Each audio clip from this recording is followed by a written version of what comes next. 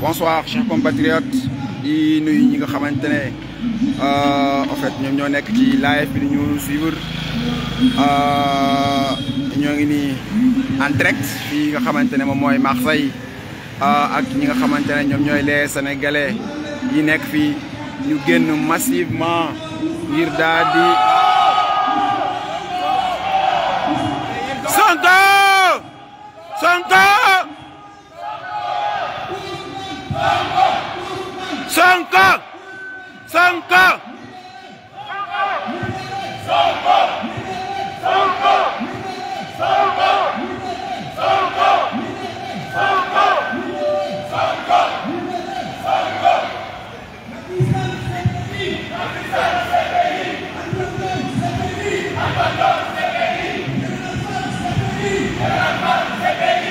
Sénégalais yaa ngi noonu di demander li nga xamante ne moom mooy CPI mooy Cour pénale internationale ngir ñu yóbbu fa ñi nga xamante ne ñoom ñooy les responsables tout ce qui s'est passé au Sénégal muy li nga xamante ne événement mars 2021 ak événement yi ñu génn mën nañoo compter lu mat 50 morts ay bakkan yoo xamante ne rot nañ te ba léegi jàpp nañ ne gisaguñ li nga xamante ne moom mooy ay coupable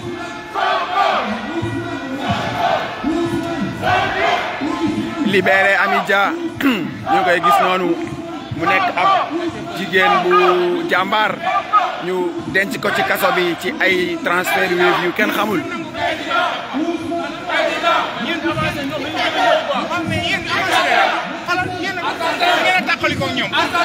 Oui, Free Sénégal, non au troisième mandat, libérer les prisonniers politiques, justice aux morts.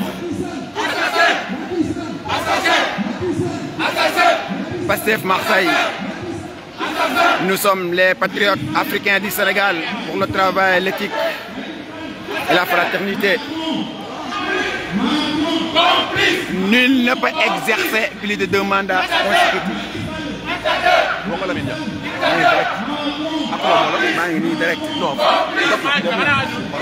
Oui, ma léegi yow da ngay dugg jot na nga partager live fi bu fait gars yi ñu partager lii bi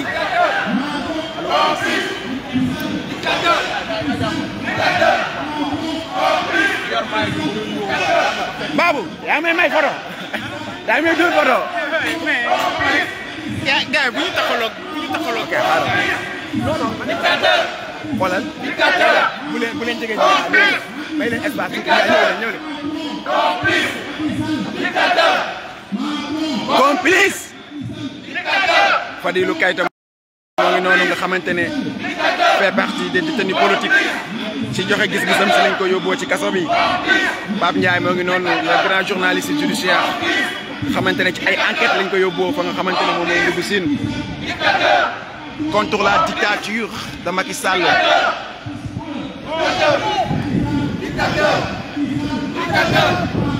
Complice, dictateur, complice, dictateur, complice, dictateur.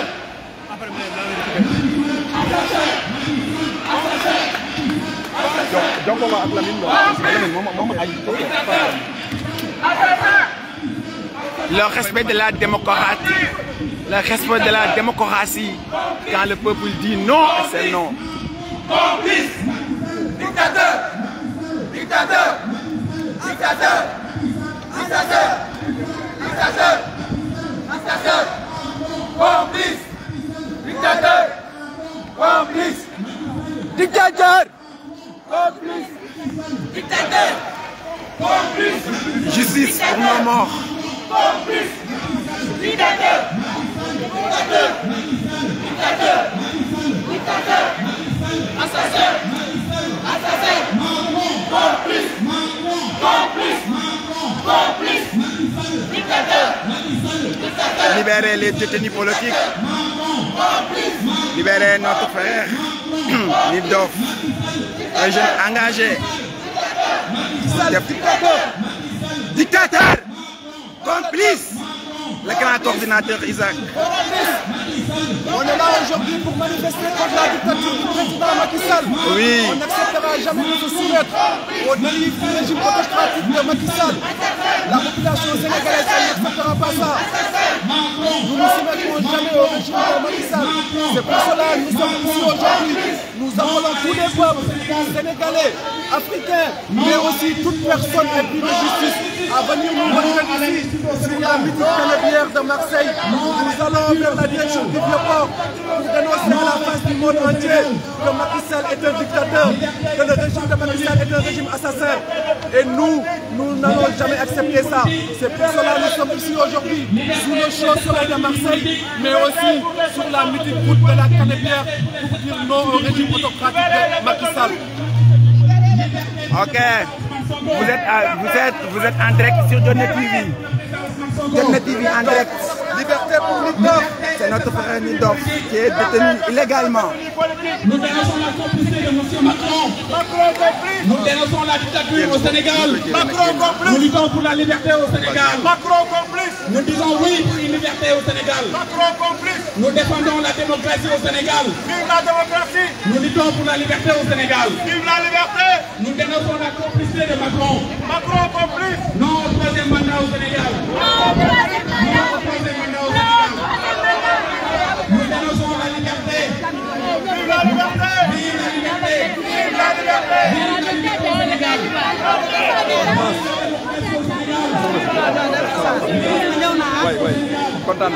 On avance les gars. On avance le cercueil, on avance. Allez-y, on y va. Macron complice. Macron complice. waaw jégalu de. dama ñëw fekk sama kenn.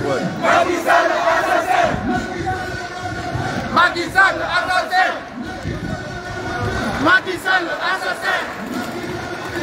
Papa, comme vous le voyez, le cercueil qui est ici, ce cercueil-là illustre le nombre de morts que le président Macky Sall a tués, mais aussi il illustre en fait la mort de la démocratie au Sénégal. C'est pour cela que nous sommes ici aujourd'hui, pour dénoncer en fait le régime autocratique de Macky Sall. Nous n'accepterons pas d'être avec Macky Sall à la tête d'un pays qu'il a trouvé un pays de démocratie. Et c'est pour cela que nous appelons tout le monde. Nous appelons les peuples africains, mais aussi nous appelons les peuples du monde entier à venir nous rejoindre pour cette lutte si noble. On lutte pour la démocratie, on lutte pour l'instauration d'un état de droit au Sénégal. C'est pour cela que nous sommes là aujourd'hui. Nous sommes là aujourd'hui pour faire libérer les prisonniers politiques. Nous sommes là aujourd'hui pour une justice pour nos morts. Nous sommes là aussi aujourd'hui pour l'enlèvement, la libération du domicile de Ousmane Sonko, qui sera le futur président du Sénégal en 2024. Macky Sall dictateur. Macky Sall assassin. Macky Sall dictateur. Dégg naa de kontaan naa. Macky Sall assassin. Macky Sall dictateur.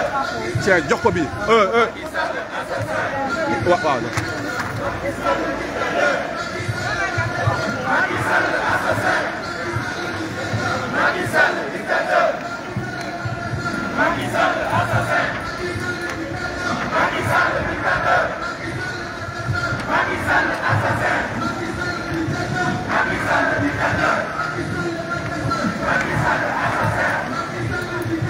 Macky Sall dictateur.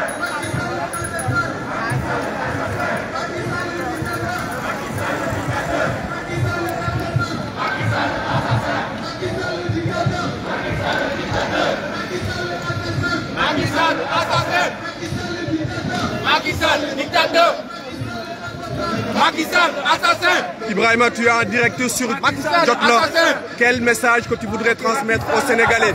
Juste lu ma bëgg a wax mooy Macky Sall libéré dëkk bi la libéré Ousmane Sonko na ko may jàmm non à la troisième candidature de Macky Sall na bay population bi vaquer à leur vacation na leen may jàmm. Kani, tu es en direct sur Jotna TV. Quel message que tu voudrais transmettre aux Sénégalais, mais aussi au monde entier? Moi, je vais transmettre, mon message que je dois transmettre au monde entier, c'est de leur faire savoir la situation qui n'est pas du tout favorable pour la population sénégalaise. Cette population est traumatisée par le pouvoir et l'anarchie de le président et de son gouvernement Macky Sall. Depuis qu'il est là, on assiste régulièrement à la dictature, à l'enfermement, au bâillonnement de toutes les couches sociales. C'est-à-dire qu'on n'a plus droit de dire son opinion, on n'a plus droit d'afficher son appartenance par rapport au parti, on n'a plus le droit de dire ce que l'on passe. Il faut tout le temps être du côté du gouvernement pour vivre une vie assez saine. Ce qui n'est pas normal. Ce qui n'est pas normal. Dans la vie, on a une liberté totale, une liberté fondamentale d'exprimer ses pensées, d'exprimer ce qu'on a envie de dire et d'être libre en quelque sorte. Merci. Le monde tout entier, sachez que le Sénégal est une zone qui nage dans la dictature et qui n'est pas prête de s'en sortir. Raison pour laquelle on est là. Merci. Pour alerter l'opinion publique. Merci beaucoup.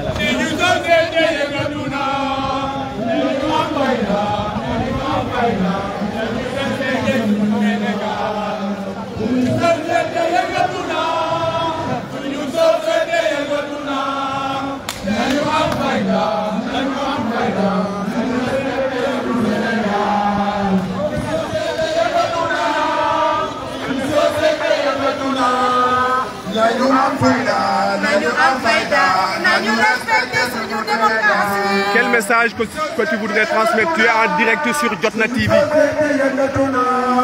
Que Macky Sall dégage, qu'il libère nos détenus, qu'il arrête de cueillir les États-Unis dans leur maison, qu'il y ait une démocratie au Sénégal, qu'il dégage, on n'en veut plus, et le peuple reste souverain.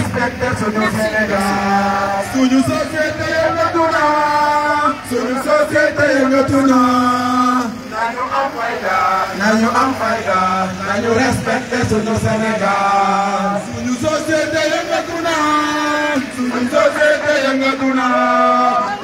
Nañu am fayda, nañu respecté suñu Sénégal. Suñu société yëngatu na, suñu société yëngatu na. Nañu am fayda, nañu respecté suñu Sénégal. Suñu société yëngatu na. Suñu société yëngatu na, nañu am fayda, nañu respecté suñu Sénégal. Suñu société yëngatu na, suñu société yëngatu na, nañu am fayda, nañu respecté suñu Sénégal. Suñu société yëngatu na, suñu société yëngatu na. Dañu am fayda, dañu respecté suñu Sénégal. Suñu société yëngatu na, société yëngatu na. Dañu am fayda, dañu respecté suñu Sénégal. Suñu société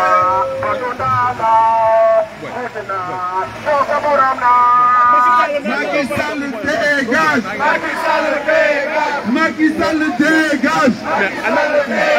Macky Sall dégage! Macky Sall dégage! Macky Sall dégage! Macky Sall dégage! Macky Sall dégage! Macky Sall dégage! Macky Sall démissionne! Macky Sall démissionne! Macky Sall démissionne! Macky Sall démissionne! Macky Sall dégage! Macky Sall démissionne. Macky Sall dégage. Macky Sall dégage! Macky Sall dégage! Macky Sall dégage! Macky Sall dégage! Macky Sall démissionne! Macky Sall démissionne! Macky Sall dégage! Macky Sall dégage! Macky Sall dégage! Macky Sall dégage!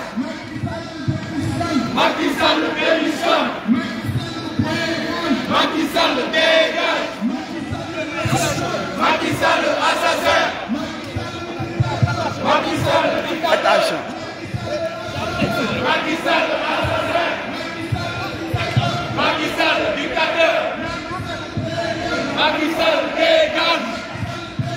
Macky Sall dégage. Macky Sall dégage. Khoudia. Macky Sall dégage. yaa ngi si kawam. Macky Sall dégage. Ana bébé. Le grand Babou. Vous êtes en direct sur Jotna TV. lan moo nekkoon sa message bi ngay adressé aux Sénégalais.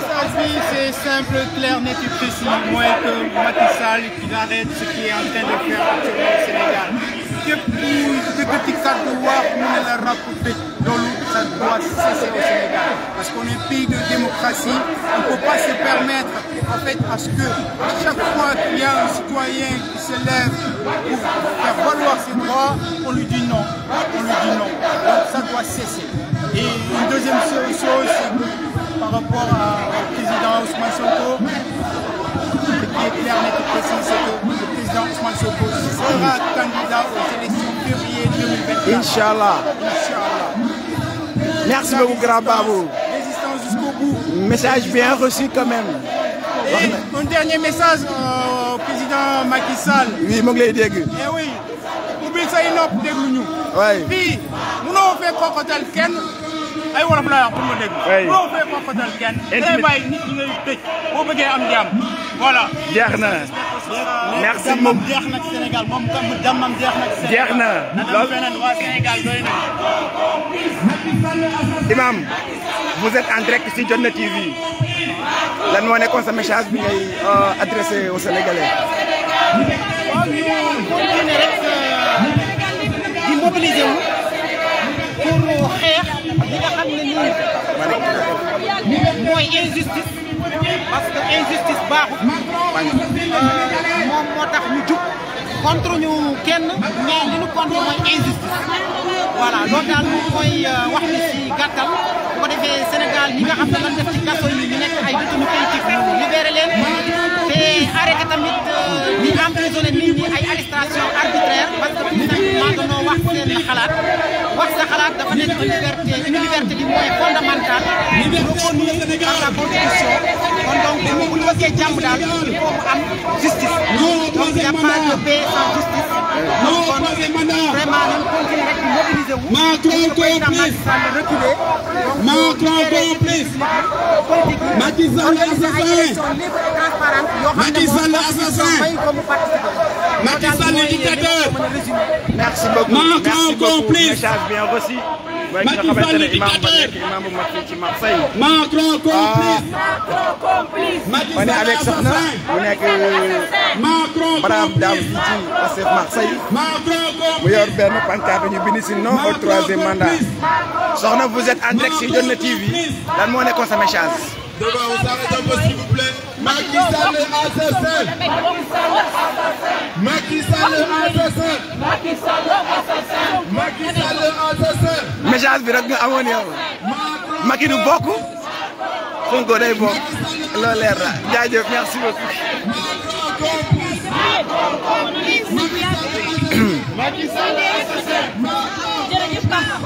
Soxna. salaamaaleykum papa. yaa ngi en direct ci Jotna TV muy chaîne patriote ñu bëggoon a xam la mooy sa message bi ngay jàllale Sénégalais yi. am naqar rek parce que wax fa dëgg yàlla ku la fekk ak troisième âge bi nga toll ngay dox ci naaj bi heure bi waroon na laa fekk nga tëdd di noppalu mais loo xamante ne xeexoon nañ ko 2011 2012 ñu tollaat ba 2023 di ko xeexaat loolu gàcce la. kon lan mooy nekkoon sa message bi nga xamante ne moom ngay adressé. daal mooy na fi jóge rek may ñu jàmm.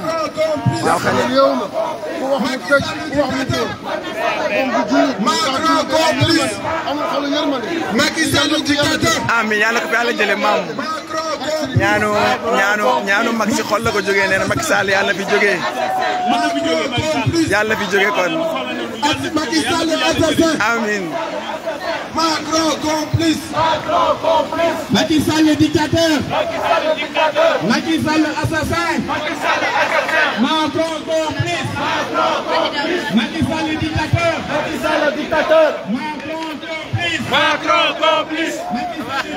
mon très cher Ibrahima nekk jeune bu engagé nekk fii si Pastef Marseille bokk ci mon cap en même temps Ibrahima vous êtes en direct sur Jotna TV ñu bëggoon a xam la moo nekk sa message bi nga adressé aux Sénégalais ak ñi nga xamante ne ñoom ñoo lay déglu. Aujourd'hui, comme la semaine dernière, nous sommes là pour manifester contre les dérives du régime de Macky Sall.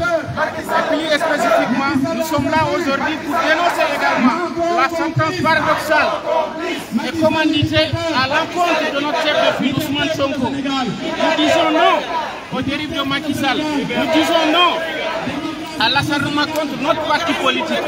Nous ferons face à ce régime et nous comptons rentrer dans l'histoire comme étant les citoyens qui mettront fin au système au Sénégal. Merci beaucoup pour le message bien reçu. Le grand patriote Ibrahima.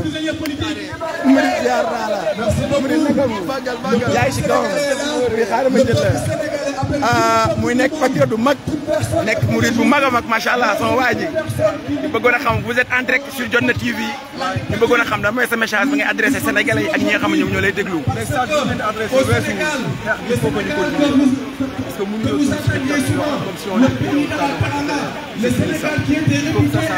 Merci beaucoup. Le combat continue. Il n'y a pas de troisième mandat. Macky Sall du bokk. Ousmane Sonko day bokk. Ñu respecte calendrier républicain bi. Jaajëf patriote. Il est là depuis 2012. 12 ans aujourd'hui. 12 ans de dictature. 12 ans de bâillonnement. Aujourd'hui, nous avons plus de 50 morts. Aucune justice n'a été faite. Nous avons plus de 500 prisonniers. Là où il y a des artistes, je veux nommer l'artiste Nick Doff, l'artiste engagé. Là où il y a des activistes, je veux nommer Pape Abdoulaye Touré. Là où il y a des pères de famille dignes, là où il y a des femmes dignes, je veux nommer Madame Amidia, une dame qui a été emprisonnée parce que tout simplement il faisait son travail. Je veux nommer le secrétaire général du parti Pastef, Monsieur Bassirou Diomaye Faye, qui est un inspecteur des impôts. Actuellement, il est emprisonné dans les gémons de Macky Sall. Donc, nous sommes là aujourd'hui et nous appelons toutes les personnes épris de justice à venir nous rejoindre pour cette lutte si noble. Dictature, on lutte contre la dictature. Macky Sall est dictateur. Macky Sall est dictateur. Macky Sall est dictateur. Macky Sall assassin. Macky Sall dictateur. Macky Sall assassin. Macky Sall dictateur. Macky Sall assassin. Macky Sall dictateur. Macky Sall dictateur. Macky Sall assassin. Macky Sall dictateur. Macky Sall assassin. Macky Sall dictateur.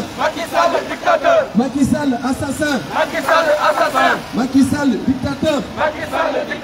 Macky Sall assassin. Macky Sall assassin. Macky Sall dictateur. Macky Sall dictateur. Macky Sall assassin. Macky Sall assassin. Macky Sall dictateur.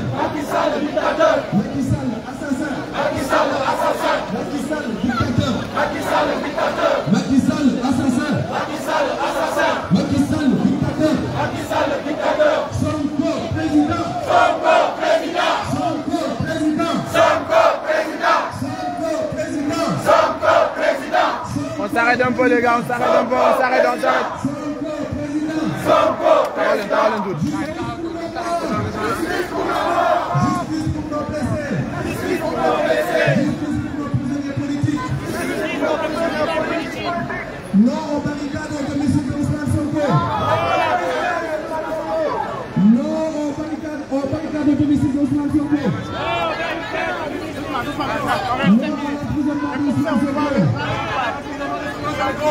Libération pour Ousmane Sonko. Voilà, comme vous le savez, actuellement, nous vous disions qu'actuellement au Sénégal, nous avons plus de 1000 blessés. Et ce qui nous a rassemblés ici, c'est lutter contre la dictature de Macky Sall, mais aussi lutter pour la libération des prisonniers politiques, mais aussi venir en aide à nos nombreux blessés qui sont actuellement dans tous les hôpitaux de Dakar. Et c'est pour cela que nous avons initié une cagnotte pour les aider, parce que, comme vous le savez, le Sénégal est un pays de solidarité, le Sénégal est un pays sociable, le peuple sénégalais est un peuple qui s'entraide. Donc nous sommes là aujourd'hui, nous avons initié une cagnotte. Donc ici vous avez 1 euro à donner, 2 euros à donner pour nos blessés qui sont actuellement, d'autres sont amputés, d'autres sont hospitalisés, d'autres sont en réanimation. Et nous cela, nous avons initié une cagnotte aujourd'hui. Si vous avez un euro, 2 euros, 100 euros, et puis on avance au départ. Allez les gars. Attends. Libérez Sonko! Libérez Sonko! Libérez Sonko! Libérez Sonko! Libérez Sonko! Libérez Sonko! Libérez Sonko! Libérez Sonko! Libérez Sonko!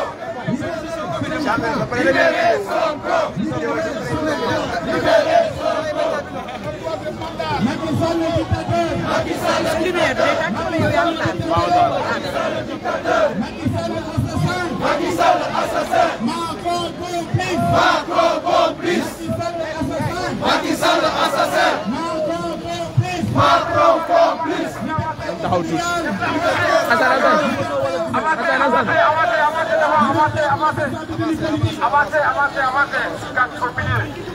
Nous dénonçons la liberté. Nous demandons la liberté pour les détenus politiques. Nous demandons la démocratie au Sénégal. Nous demandons la démocratie au Sénégal. Actuellement, il y a 700 détenus politiques. Des personnes qui n'ont rien fait. Juste pour manifester, donc ils ont manifesté leur liberté, leur besoin de liberté. Ils ont été mis en prison. Liberté pour les détenus politiques. Liberté pour les détenus politiques. Venez vers là, s'il vous plaît, les gars. Macky Sall le dictateur. Macky Sall le dictateur. Macky Sall l'assassin. Macky Sall l'assassin. Macron complice. Macky Sall l'assassin. Macky Sall l'assassin. Macron complice. Le peuple sénégalais est souverain. Le peuple sénégalais est souverain. Nous manifestons pour la liberté au Sénégal. Nous manifestons pour la démocratie au Sénégal. Actuellement, il y a plus de 700 détenus politiques.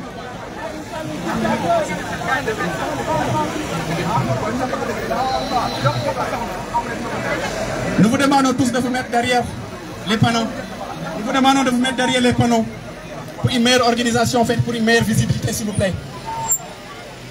Nous demandons à tout le monde de se mettre derrière les panneaux, derrière donc les affiches, derrière les drapeaux, pour une meilleure visibilité au fait.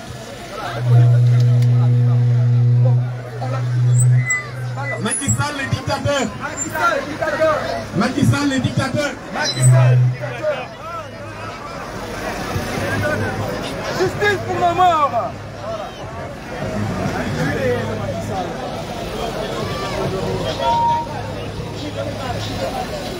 Nous sommes là aujourd'hui pour demander la libération des 700 détenus politiques. Et parmi les 700 détenus politiques, il y a donc des inspecteurs des impôts, des journalistes également qui sont donc réduits au silence. Sous la complicité de Macron, sous la complicité des Nations Unies, sous la complicité également de l'Union africaine.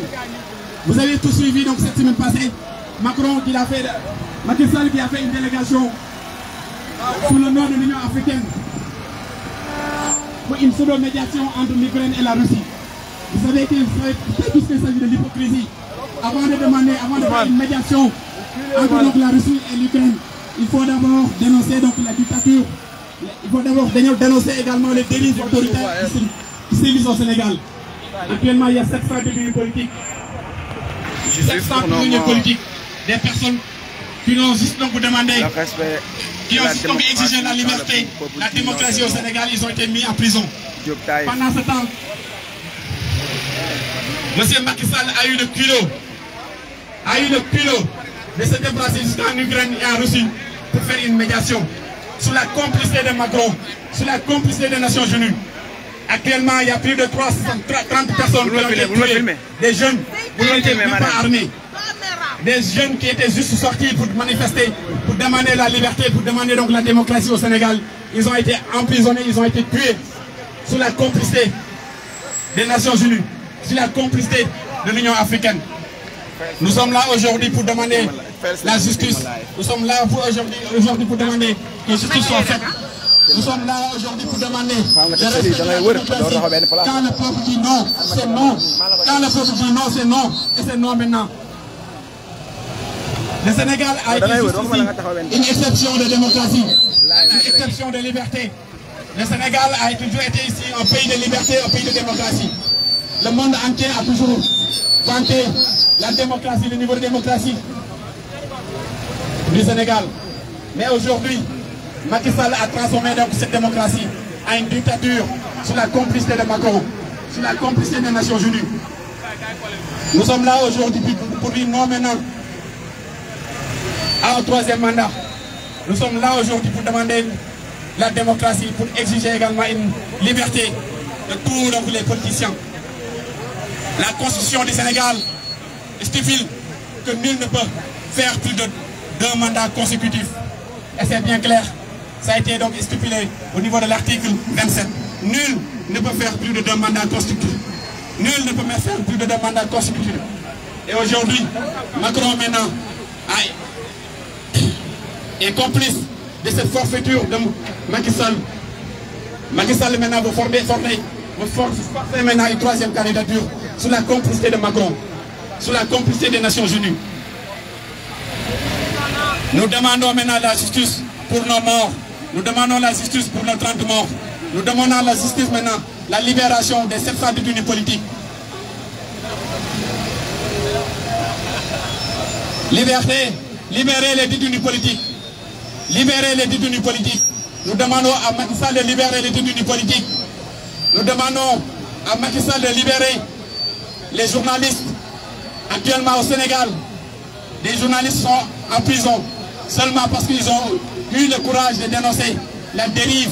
Ils ont eu le courage de dénoncer la dictature imposée par Macky Sall au Sénégal. Ils ont été mis en prison. Les journalistes actuellement sont réduits au silence. Il s'agit de Césac. Il s'agit de Bangaï.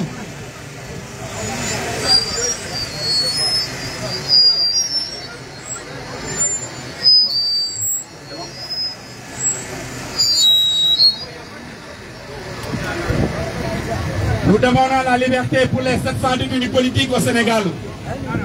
Nous disons non au silence des Nations Unies sur les crimes de Macky Sall au Sénégal. Nous disons non au silence des Nations Unies, au silence de l'Union africaine sur les crimes de Macky Sall au Sénégal. Nous disons non à la complicité de Macron. Nous disons non à la complicité de Macron.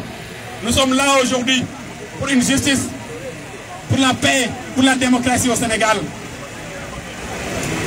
Nous disons non à l'emprisonnement des journalistes et des activistes au Sénégal. Beaucoup de journalistes sont actuellement en prison. Des activistes sont actuellement en prison comme Niddoff.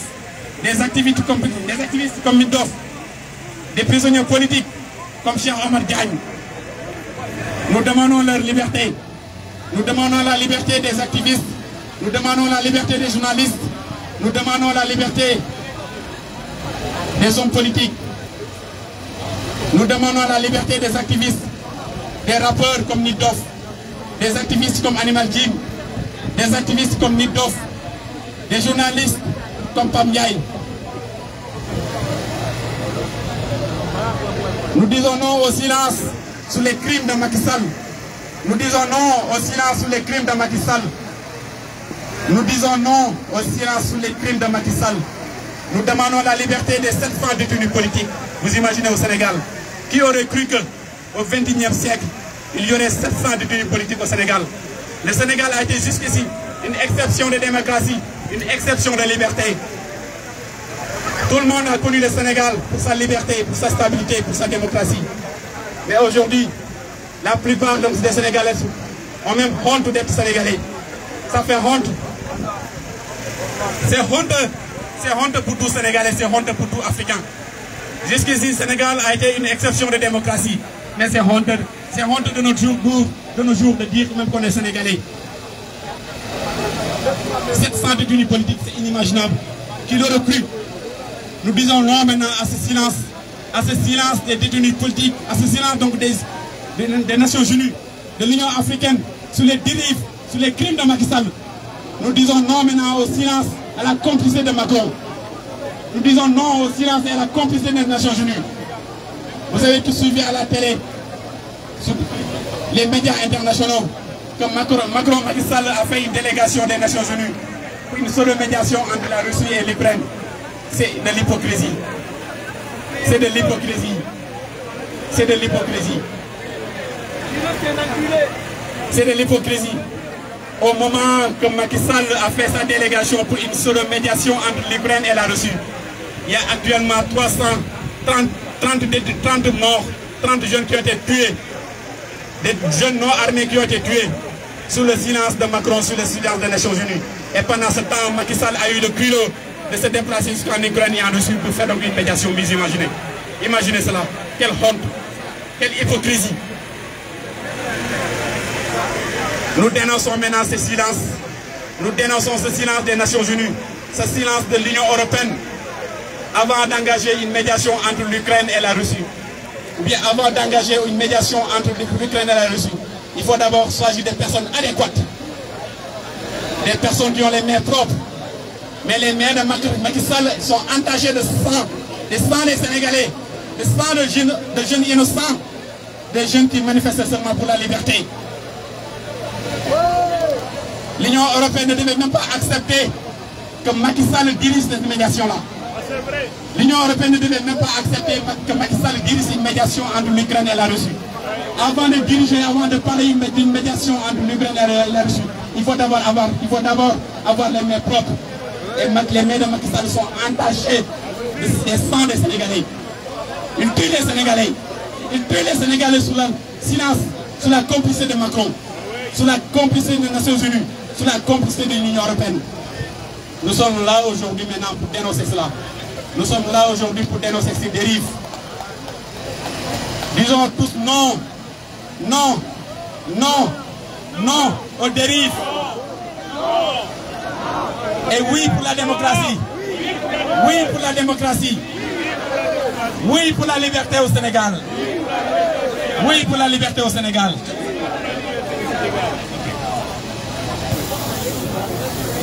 S'il vous plaît.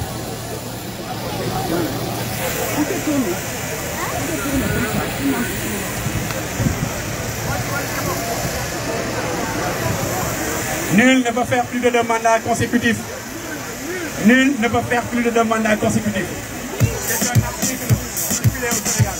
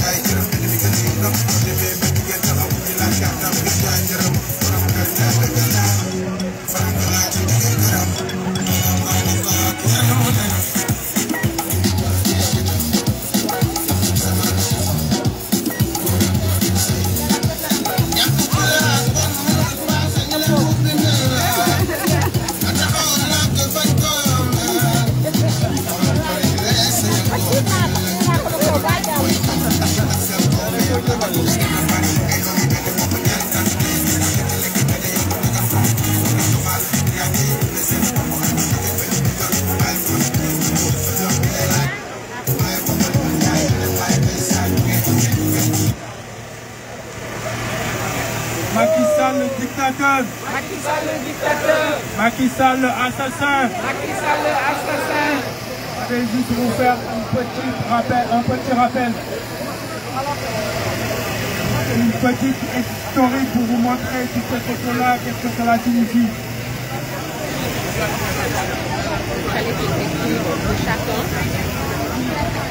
Quelque chose. Bien sûr. Là, nous avons Nitdoff, un rapport engagé, membre de PASTEF. Il a été emprisonné tout simplement parce que c'est un membre de PASTEF en fait. Tout court. Et là, vous avez les policiers, nos gendarmes, ceux qui sont censés nous défendre. Et là, nous comptons encore les morts. Et chaque jour qui passe, il y a 2 ou 3 corps repêchés sur nos côtes. Là, nous avons Bassirou Diomaye Faye, un intellectuel que le Sénégal compte. Ouais. Ok. Il a été emprisonné tout simplement parce qu'il a osé dénoncer l'instrumentalisation de la justice. Et là, nous avons Fadilou Keïta. Son grand frère a été tué. Et je vous fais juste un rappel de son grand frère. Son grand frère, c'est un des renseignements généraux que compte le Sénégal qui font un travail extraordinaire. Un jour, on les a retrouvés sur la plage.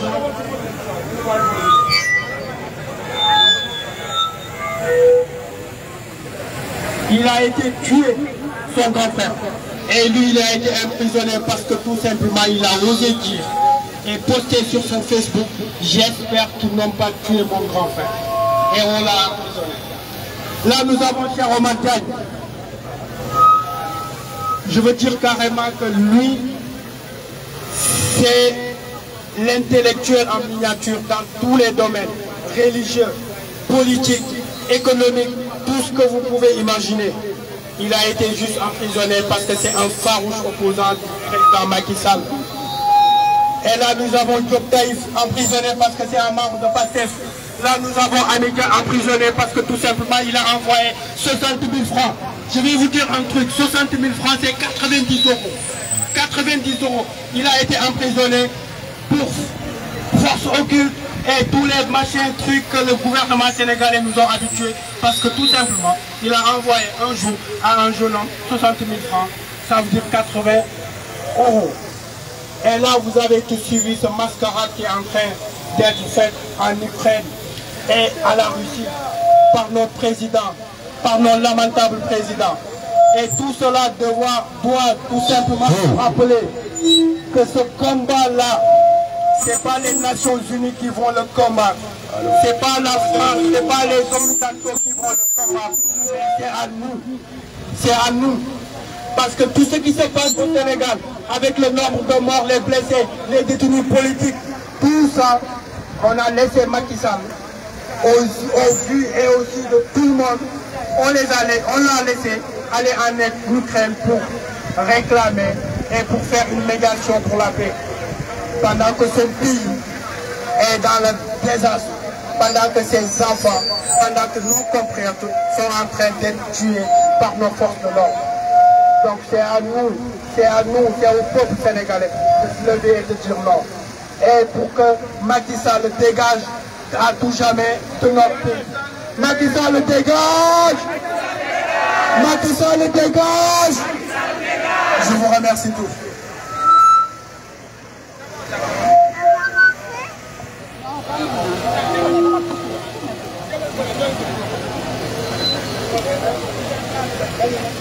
Merci Badou, donc merci beaucoup Badou. Donc je pense que son message est clair.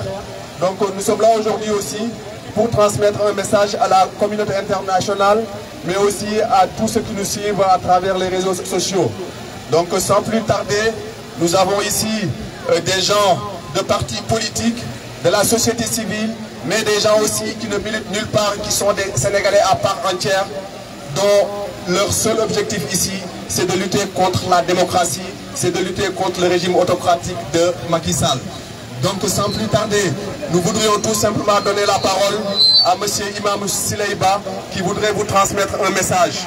Donc nous demandons aussi à tous les intervenants d'être le plus court possible parce qu'il ne nous reste pas beaucoup de minutes. Donc si vous pouvez faire très court, ça serait mieux. Merci beaucoup. Imam Ba, s'il est là, Imam Ba. Pour faire aussi un rappel, on a une cagnotte ici qu'on a initiée pour vraiment nos blessés qui sont dans les prisons au Sénégal. Donc c'est à nous aussi de leur venir en aide. Comme vous le savez, le peuple sénégalais, c'est un peuple qui est bienveillant, c'est un peuple sociable. Donc c'est nos frères, nos sœurs qui sont tués, qui sont blessés, qui sont emprisonnés. Si on peut faire un geste 1 euro, 2 euros. La cagnotte est là, elle circule avec la charmante demoiselle Sornandongo. Merci.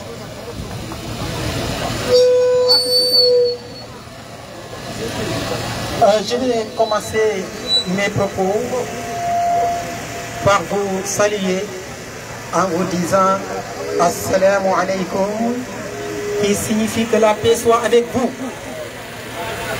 Parce que comme vous le savez, nous les patriotes, nous sommes des hommes de paix. Nous sommes des vecteurs de paix. Nous propageons la paix et nous souhaitons la paix à tout un chacun. Que la paix soit avec vous, que la paix règne dans le monde, que la paix revienne au Sénégal. Cela dit, je voudrais lancer un message en direction du chef de l'État, Monsieur le Président de la République, Monsieur Macky Sall, pour lui demander de revenir à la raison, pour lui demander de se ressaisir avant qu'il ne soit trop tard. Déjà, on est allé trop loin, mais toujours est-il que on peut éviter le pire. Que le bon Dieu nous épargne le pire. Tout le monde sait que le Sénégal va mal. Le Sénégal, qui a toujours été cité en exemple en matière de démocratie, en matière de respect des droits humains, en matière d'hospitalité, nous le connaissons tous, pays de la Teranga. Aujourd'hui, on ne reconnaît plus le Sénégal. Aujourd'hui, on voit ses fils s'entretuer avec des armes de guerre, comme des barbares. Aujourd'hui, le Sénégal est en train de traverser les moments les plus sombres de son existence. Aujourd'hui, le Sénégal est en train de vivre une crise inédite dont la solution à 99%, je dis, est entre les mains du président de la République, M. Macky Sall. S'il le souhaite, demain, le problème serait réglé. Donc, je ne vais pas être long. Je voudrais lancer un appel solennel au président de la République, M. Macky Sall, au nom de l'intérêt supérieur de la nation sénégalaise. Parce que la nation sénégalaise doit être au-dessus de tout. Nous devons tous mettre notre orgueil, notre ego, nos intérêts crypto-personnels de côté pour privilégier justement l'intérêt supérieur de la nation.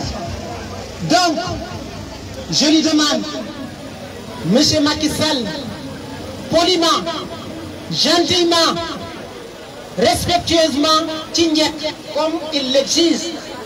Je vous le demande, Tignek, Monsieur le Président, parce que s'il faut que je me mette à genoux pour vous le demander, Tignek, je le ferai si cela peut apporter la solution pour notre cher Sénégal. Donc je vous le demande au nom de la diaspora sénégalaise, je vous le demande au nom de la diaspora, ici en particulier à Marseille, Monsieur le Président, d'enterrer ce dossier judiciaire collé à M. Ousmane Sonko. Ce dossier que tout le monde sait, c'est un dossier vide. C'est un dossier vide. Pendant 2 ans, le régime, avec tous les moyens dont il dispose, ont cherché. Ils n'ont pas trouvé de preuves. Et au lieu de l'acquitter purement et simplement, ils inventent des prétextes bidons. Donc, sans rentrer dans les détails, Monsieur le Président, nous avons 3 demandes. Première demande, enterrer ce dossier bidon. Ce qui vous pousse à foncer, ce sont des gens qui ne vous aiment pas, Monsieur le Président. Deuxièmement, Monsieur le Président Macky Sall, toujours Tignek, nous vous demandons de prononcer de manière publique, parce que vous allez prendre la parole le 25 juin prochain, dans quelques jours, vous allez prononcer un discours devant la nation. Nous vous demandons, Monsieur le Président, de dire aux Sénégalaises et aux Sénégalais, au peuple sénégalais, que vous ne serez pas candidat à l'élection présidentielle de 2024. Parce que vous n'en avez pas le droit, Monsieur le Président. Nul ne peut exercer plus de 2 mandats consécutifs. Ça, c'est très clair. On n'a pas besoin d'être un juriste pour comprendre cela. Vous avez fait 2 mandats, c'est fini. Nous vous demandons de partir, Monsieur le Président. Et pour terminer la 3e requête, Monsieur le Président, nous vous demandons de mettre en place une haute autorité indépendante chargée d'organiser et de superviser des élections libres et transparentes pour 2024, des élections où vous ne serez pas candidat parce que vous n'en avez pas le droit, des élections où tous ceux qui ont le droit d'y participer vont y participer et que le peuple sénégalais, qui est un peuple digne, un peuple debout, un peuple éveillé, puisse choisir de manière libre celle ou celui à qui ils souhaitent confier la destinée, leur destinée pour les 5 prochaines années. Je vous remercie. Wassalam. Merci beaucoup, Imam. Je pense que ces paroles sont pleines de sagesse. Mais moi, en fait, je vais faire un porte-à-faux avec ce qu'il a dit. Parce qu'il a accepté de faire du Nyandjek à Macky Sall. En tout cas, moi, Isaac, devant un tyran, je ne vais jamais faire du Nyandjek. Macky Sall, par AOB, il fera ce que le peuple sénégalais veut. Parce que le peuple sénégalais est roi. Donc, peut-être que c'est sa casquette d'imam qui a fait qu'il a parlé ainsi. Mais on sait très bien que le peuple sénégalais, il ne sera jamais un peuple soumis. Le peuple sénégalais, il ne fera jamais du Nyandjek à un tyran. Et donc, comme je vous l'annonçais tout à l'heure, nous avons un invité surprise, Monsieur Dred Maxime Amar, que vous connaissez tous, qui est là, qui nous a aidés depuis ce matin. Il voulait tout simplement vous dire un bonjour, vous encourager, et puis on continue.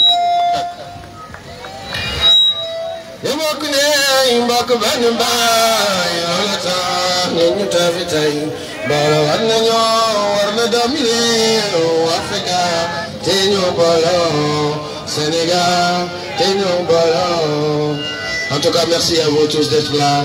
Merci de lutter, de continuer à lutter. Merci pour le combat, pour la justice, pour le combat, pour la démocratie. Le pouvoir en place a réussi à nous diviser, ce que nous ne devons pas accepter. Sénégal, Ben Bob, lequel Monoko Djahase. Merci pour le combat. En tout cas, moi je suis venu pour soutenir dans ma lutte pour un peu plus de justice, pour un peu plus de liberté, que ce soit au Sénégal, que ce soit en Afrique, que ce soit dans le monde entier. Merci en tout cas d'être là, d'être présent et de se battre pour notre cher pays, le Sénégal, qui est un très beau pays qu'on aime dans notre cœur, et on continue le combat. Le combat continue pour la paix, pour la justice, pour la liberté au Sénégal. Merci beaucoup. Merci Dred, merci Dred.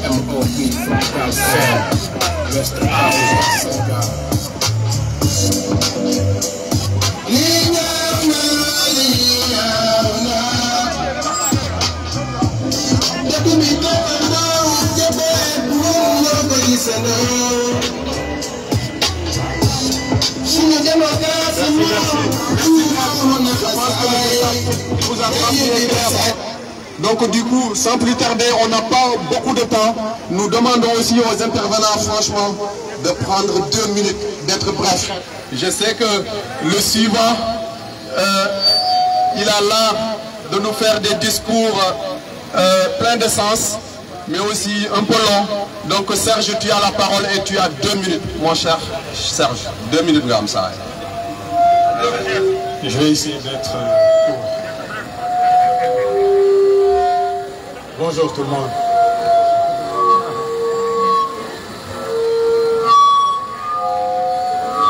Bon, avec Macky Sall, tout est compliqué, on ne sait jamais quoi dire. On a l'impression de systématiquement se répéter. Aujourd'hui, j'ai juste envie de parler de certains activistes, notamment Pape Abdoulaye Touré. Ce jeune, c'était un étudiant qui, par la force de son activisme, a été juste, on va dire, viré de l'école, viré de l'université, parce qu'il avait été accusé de fomenter on va dire, des perturbations dans les études. Bon, suite à cela, il s'est beaucoup plus engagé, mais il est un peu comme moi, c'est une grande gueule, et les grandes gueules, on sait que c'est quelque chose qu'on n'aime pas trop dans nos pays. Plusieurs fois, il a été arrêté, plusieurs fois, il a été tabassé. Mais disons que cette fois-ci, la dernière fois qu'il a été tabassé, c'était une de trop. Même si une seule ne suffit. Franchement, on ne peut même pas accepter ça pour une seule fois. Mais là, ça a été trop. Les images étaient très choquantes. Et j'espère que ceux qui ont pratiqué cette torture sur lui paieront. Mais bon, on ne pourra pas compter sur le gouvernement de Macky Sall pour mener des enquêtes, on va dire, libres, indépendantes. Bon, ça, on le dit que quand c'est l'Afrique. On sait que ça l'est jamais. Je ne vais pas être long, je vais juste dire, continuons à lutter. On est nombreux, on n'est pas nombreux, on va continuer à lutter. On va inspirer beaucoup plus de monde. Systématiquement, on essaiera d'être plus nombreux, encore plus nombreux, toujours plus nombreux. Non à la troisième candidature, non au troisième mandat. Victoire, victoire, victoire arrivera. Victoire arrivera pour nous tous. Du courage et on résiste. Résistance, les amis. Résistance, résistance. Macky Sall, dégage! Macky Sall, dégage! Macky Sall, dictateur! Macky Sall, dictateur! Macky Sall, le dictateur! Macky Sall, dégage! Macky Sall, dégage! Macky Sall, dégage! Macky Sall, dégage! Macron, complice! Macron, complice! Macky Sall, dégage! Macky Sall, dégage! Macky Sall, assassin! Macky Sall, assassin! Macky Sall, assassin! Macky Sall, assassin! Macron, complice! Macron, complice! Les gars, on est les seuls Sénégalais ici, mécontents. Moi, je pense qu'on n'a pas fait passer la communication comme il se doit. Où sont les autres patriotes? Où sont les Sénégalais? La prochaine fois, j'aimerais que chacun d'entre nous amène au moins une vingtaine de Sénégalais de plus. On va monter en puissance, les gars. Je compte sur vous. On va monter en puissance. On est des Sénégalais engagés. Merci beaucoup. Hier, comme il vient de le dire, avec Macky Sall c'est compliqué, on ne sait pas exactement là où il faut commencer. Mais ce qu'il faut retenir, et ce que je veux dire à Macky Sall qui retient que nous, on a tout compris et ça ne va pas marcher. Donc il va falloir qu'il essaie d'arrêter. Je vais lui rappeler ce qu'il avait dit. Sonko l'avait dit que si tu me vois dans le dialogue que tu as organisé, c'est comme tu as vu Bob Marley. Donc Bob Marley, il a dit quoi? Il a dit, sometimes you can fool some people, but you cannot fool all the people all the time. Tu peux arnaquer des hommes, des femmes, mais tu ne peux pas arnaquer tout le monde en même temps. Il avait essayé avec Khalifa Sall, Karim Wade, ça passait. Mais là, on dit à Macky Sall, stop, it's time, your time is over, you have to end, you have to get out. If you arrive whenever you arrive at the end of your time, you start to try to fool people all the time, but by this time, we tell you, Macky Sall, stop, stop, stop, and never again. Thank you very much. Merci beaucoup. Nous allons donner la parole à Tonton Dame Fall. Tonton Dame, vous avez 2 minutes. Assalamu alaikum mbokk yi ma jàkkaarloog lii ma jàkkaarlool tey di ko fàttaliku Al Ousseynou Cissé lii ñuy défendre ci moo ko daane mu tëdd ci man ne lii ko daane Omar Blondin Diop fii la tëdd waaye dañ doon wax ñun duñu jooy suñuy niiw ngir tas seen yaakaar dañu leen di roy ci xare seen gàllaaj doon seen dara dina doon tuur keroog ba ñu leen di boobu mooy suñu gàllaaj ci xare mbégte laa am ci lenn ni Sénégalais yi dogoo tey ci dagg suñu buuru njaam te nu nekkoon ci du lu néew bu daan dugg ci koñ bay dellu saa dañuy reetaan di nu ko santé tey kon te nu bile mobilisation bi suñu xel dina dal jël xam ne jéng bi dinañ ko dagg 60 ba tey ñu nekk ci di yëngu di ay xale yu ndaw nit ñi daanu ñu continue suñu lutte kon tey jii bu Sénégal ñëwee massivement taxawee ci nii suñu xel dal na ñoo ngi ñaan ngeen yàlla jàppale leen ba li ñu am ko mooy tekki Sénégal ci jéng yi ndax projet bi jéggi na Ousmane Sonko dañ koy yor flambeau bi kuy bëgg a daanu rek ñu jël ko te gis naa ne ba tey léegi xale yi kenn ku ci dem ba nga xam ne yaa ngi jub sa bàmmeel ngay wax ne gars yi continuer leen xeex bi gis naa ko ci sama maire bi nekk Bilal Diatta dañ koo jàmpal mu daanu mu woo imam bi na ko bu ma demee ba daanu ba mu teg ma ci kanam da nga wax ne ku bëgg projet bi bëgg sa Ousmane Sonko ngi nii ñeent fukki lixaa si may ñaarale na nga ko ñaarale projet bi mu jàll kon sunu xel dal na waaw jëlee ngeen jëf. Merci beaucoup Baye Dame. Comme vous le savez, c'est un combattant depuis Cheikh Anta Diop mu ngi doon topp si Cheikh Anta Diop donc lii nii kaddu yi mu rotal fii nii jombul parce que Ousmane Sonko c'est un précurseur du combat de Mamadou Dia, c'est un précurseur du combat de Cheikh Anta Diop, c'est un précurseur du combat de Thomas Sankara, mais aussi c'est un précurseur du combat de Patrice Lumumba. Vive le panafricanisme, vive le panafricanisme. Merci beaucoup Baye Dame. Donc ñu ngi jox kaddu gi monsieur Modou Bégué Baye Fall.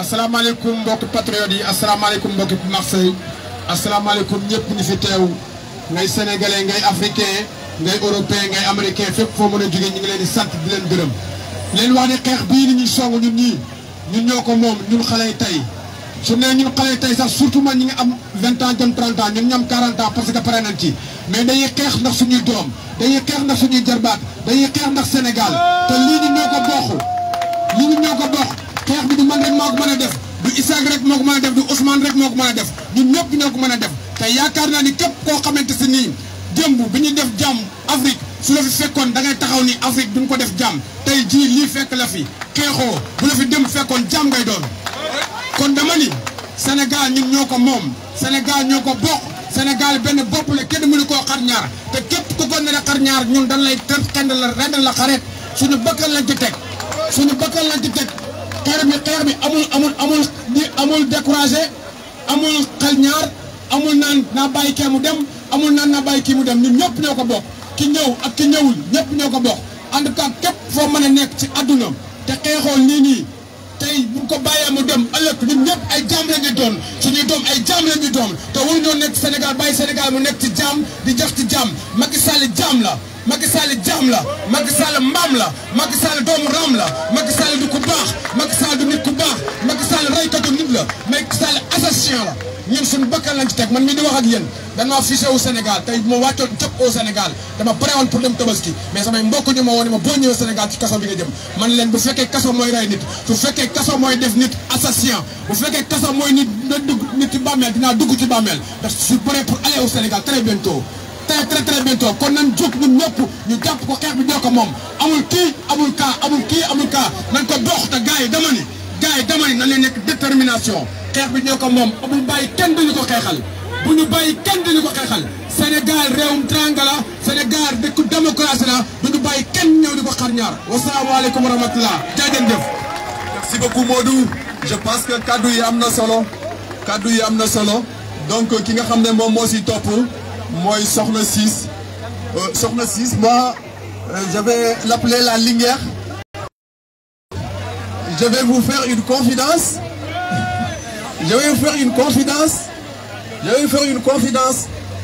ñoom ñetti nit muy moom muy Ousmane muy Modou apparemment démb le ministre de l'APR Mamadou Talla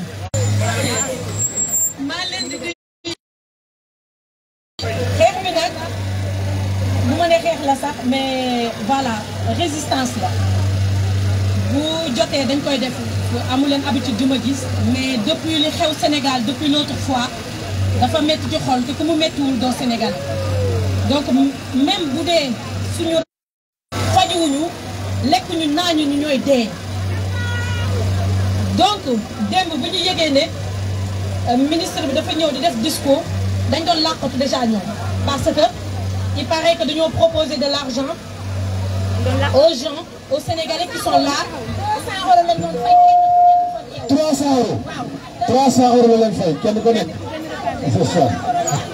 waaye or moo ko dàq téeméeri junni yoon am na ñu bëree bëri ñoo xam ne ni ñu nga ko woon te xam naa ne man tey maa woon si aada bi doon defar ay yeneen yoo xam ne def ko si aada bi doon man day sax ñu neex donc il avait un discours pour nax ñi fa toogoon parce que li mu doon wax amul benn sens que léegi xale yi dañoo nekk ci réseaux sociaux yi di def n'importe quoi di nax paa yeeg maire yi naan leen voilà ñun dañuy wuti xaalis dañuy ñëw Macky Sall day def tel projet parce que bu xale yi nekkee di yuuxu fii nax fi amul benn sens en fait discours am donc ñun bi ñu yegsee ci lañ tas manifestation tas seen regroupement en fait après nag tas nañ ko mais fi mu mujjee neexul ndax duma nañ ko manit massa yaram bi Soxna Linguère Soxna Linguère c'est libre. mais lan mooy finalité bi mooy lan cet objectif ils l'ont pas atteint. Ils devaient rester jusqu'à 21h. Ils devaient recevoir de l'argent, ils l'ont pas reçu. Ils n'ont pas finalisé leur objectif. Et nous, on a réussi notre objectif. C'était l'essentiel. Et je pense que nous tous qui sommes là, et tout Sénégalais qui est sur Marseille, doit prendre sa part. C'est la part du colibri. La part du colibri, c'est de prendre sa part et de se mettre dans le travail pour éteindre le feu. Et nous tous, on a une part à faire, à contribuer. J'espère. Et je compte sur vous que cette part, chaque personne l'accomplira. Merci beaucoup. Merci beaucoup. Merci beaucoup la Lionne. Merci beaucoup. Les mots sont pleins de sens. Donc, je vais donner la parole à notre grand, un ancien qui est là, qui a toujours été combattant, qui est un éternel combattant de la démocratie, de la liberté, qui est là, qui anime une émission, mais qui est là aussi pour l'ensemble du peuple sénégalais, qui est là pour le peuple sénégalais, qui est là, qui nous guide, mais aussi qui nous conseille. Je voudrais nommer le grand Lamine Diakhaté. Grand, vous avez la parole. Salam alaikum. Merci beaucoup Isaac, merci Gaï pour cette mobilisation. Donc, taille diaspora, nous avons attaqué tout le pays. Et j'entends dire, bon je vais parler en français parce que comme j'ai dit hier dans l'émission, il faudrait aussi qu'il y ait des gens qui parlent en français. Donc, nous Pape Alenia, nous Seydina, tout ça. Mais nous ici, il va falloir qu'on puisse parler en français pour internationaliser davantage ce combat, pour montrer ce qui se passe au Sénégal. Parce qu'aujourd'hui, beaucoup des gens du président de la République nous disent, je pense que vous l'avez entendu, vous les gens de la diaspora, pourquoi vous incitez les gens à la bagarre alors que vous êtes là au show? Donc, n'ayez aucun complexe par rapport à ce genre de choses. Parce qu'aujourd'hui, par exemple, c'est le 18 juin. L'appel du 18 juin que Charles-Joseph André-Marie de Gaulle avait fait pour la France, il l'avait fait depuis Londres pour pouvoir créer la résistance. Donc la diaspora est un maillon très très fort de tous les combats. Et puis comme je l'ai dit, nous n'avons pas attendu d'être ici dans la diaspora pour se battre. Moi j'ai été viré de l'université de Dakar, je faisais partie de cette génération de 94. Nous avons commencé la résistance depuis très tôt. Et ici, à Marseille, on a organisé en 2011 une marche contre la monarchisation de l'État du Sénégal qu'Abdoulaye Wade voulait faire. On le fait aujourd'hui pour Macky Sall et demain celui qui arrivera, que ce soit Sonko, Khalifa Sall, qui que cela puisse être, s'il est dans l'injustice, nous serons là encore pour combattre. Donc les gars, n'ayons pas peur d'être dans la diaspora. Le combat se fera au Sénégal, mais ça se fera aussi ici dans la diaspora et nous allons continuer de le faire par tous les moyens. Donc Macky Sall est quelqu'un qui a peur des réseaux sociaux. Donc inondez davantage les réseaux sociaux. Faites des posts. Bien sûr, des postes intelligents, mais faites-le. Décrédibilisez le pouvoir de Macky Sall. Décrédibilisez Macky Sall. Donc, allez quand même dans vos pages Facebook. Allez dans les réseaux sociaux. Montrez que Macky Sall, il a lui-même dit que nul ne peut faire plus de 2 mandats consécutifs. En 2016, nous l'avons voté. Macky Sall, nous l'avons soutenu contre le 3e mandat de Abdoulaye Wade. Moi, je n'ai aucune honte à dire que c'est moi qui ai garanti les voitures de Macky Sall à Marseille pour le faire gagner ici, parce qu'Abdoulaye Wade n'avait pas le droit. Aujourd'hui, on est là et on va le déloger par tous les moyens, parce qu'il n'a pas le droit de faire un 3e mandat.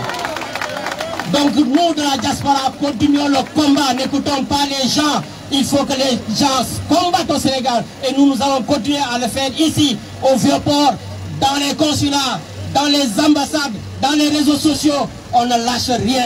Le Sénégal restera uni est indivisible, mais à une condition aussi, que Macky Sall, le président de la République, dégage en 2024. Voilà, merci beaucoup Lamine, merci beaucoup.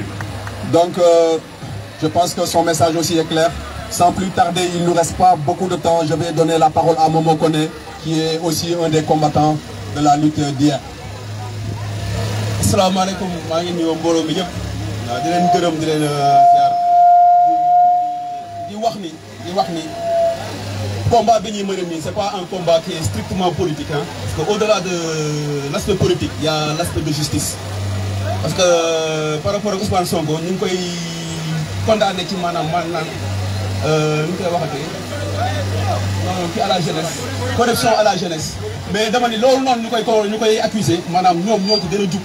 Parce que boo xoolee maa ngi ndexee sànq benn kii booy ñu jàpp noonu am na ci ñu bëri ñoo xamante ni avant ñu leen di jàpp ils étaient des jeunes citoyens à qui on a essayé de corrompre di leen proposer ay xaalis di leen ger parce que ils ont préféré rester dignes, garder seen dignité ak seen honneur.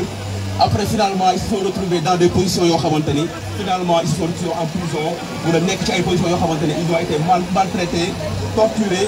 Am na ñoo xamante ni ils ont pu être libérés et d'autres n'ont pas pu l'être. Man li may wax rek mooy ni ñun am na si au-delà de l'appartenance politique lii c'est un problème de justice. Et pour man la justice, combat pour la justice, c'est quelque chose boo xamante ni c'est le propre de tous les citoyens. Maanaam dëgg la daal te dëgg bu duggee ci nopp rek nopp boobu maanaam war na ko mën a bañ a bàyyi mu mel ni lu xamante dégg ko quoi.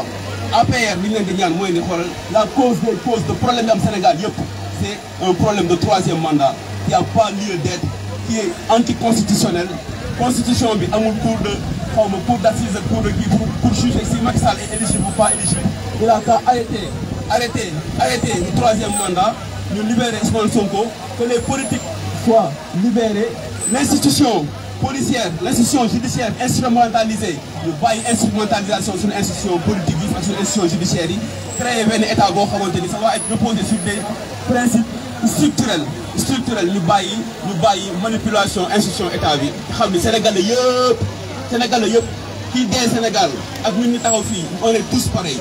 Fii instant bii nii dañu nekk di def nii peut-être bu nekkoon Sénégal nan la ñuy def mais buñ ñu ko xeebal quoi buñ ñu ko xeebal te man maa ngi ñaan Sénégalais yi gën a mobiliser wu bu fekkente ne dimanche prochain tamit mën nañu ñëwaat on continue comme ça ba combat bi jeex Macky Sall mel ni Sénégal ñu am benn élan bu bees. Merci beaucoup. Merci beaucoup Momo. Donc sans ñu guddal rek dañuy jox la parole au responsable des jeunes patriotes de Marseille, monsieur Ousmane Lo. Si, les grands patriotes Ousmane!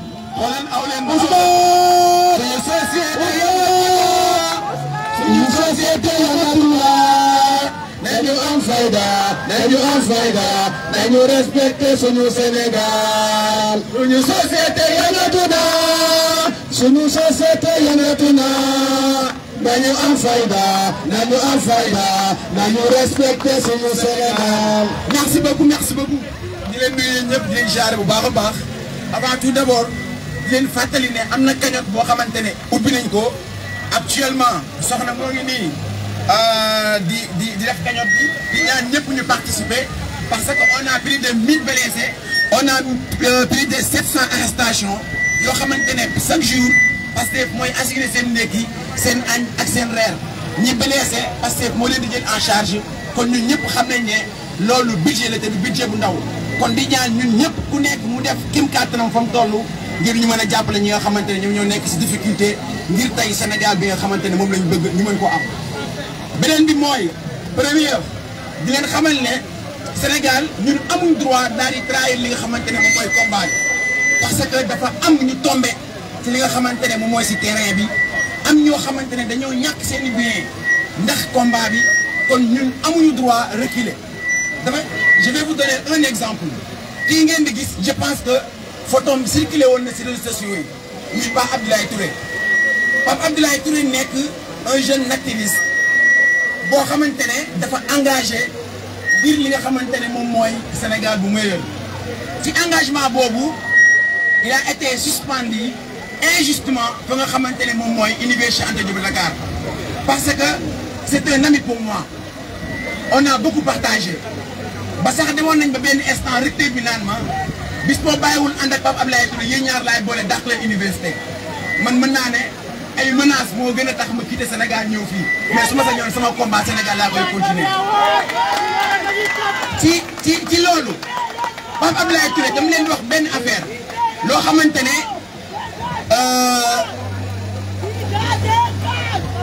xamante ne nekkul lu ma nettali loo xamante ne oui merci maman merci beaucoup le respect de la démocratie quand le peuple dit non c'est non merci beaucoup. dama leen defal benn révélation Pape Abdoulaye Touré toog nañ benn jour toog téléphone am sonné benn député di ko woo li may wax nekkul lu ma nettali man ak moom ñoo toog député bi woo ko fekk temps yooyu juste ñoo ngi koy soog a dàq université amatul fu muy jàngee man xam naa ko bu baax xam naa situation bi xam naa lépp député bi daal di koy proposé ne ko soo bëggee ma jox la bourse Canada nga dem jàngi ma jox la xaalis mais na nga noppi bu mu ko waxee dafa ne ko loolu sama dignité ak combat bi may def jaraluma ko te yàlla xam na ne moment ba may wax loolu amaana man a moom ñoo àndoon 100 francs yi ñu reeree sax yoruñ ko mais nga xam ne Sénégal am na ñu bëgg réew mi Sénégal am na ay patriotes Sénégal am na les dignes fils de la nation donc loolu rek war naa mën a tax combat bii ñu nekk di ko combattre amatuñ droit laa di koy lâcher merci beaucoup jaa ngeen jëf. Merci beaucoup. C'est en fait, c'est une occasion à travers Ousmane de rendre hommage à la jeunesse sénégalaise. Parce que Sénégal, ndaw yu mel nii la soxla.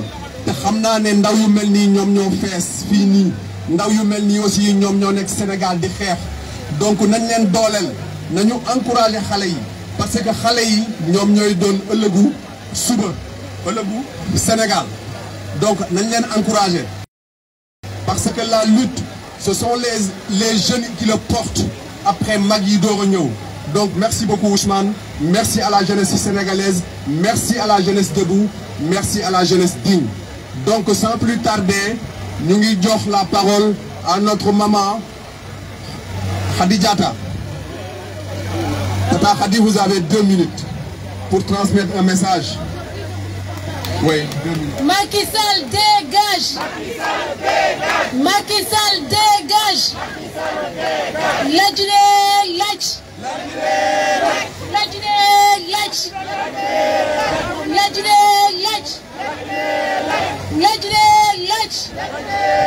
loolu mooy lépp luy ñaaw Sénégal bu jógee ci kanam na fi jógee bu jógee ci ginnaaw na fi jógee lu jógee ci à droite gauche na fi jógee Macky Sall lépp luy ñëw ak say directeur say ministres et députés tout est partisan tout ce qui est malfaiteur quittez le palais et dégagez, laissez-nous tranquilles parce que nous voulons un pays.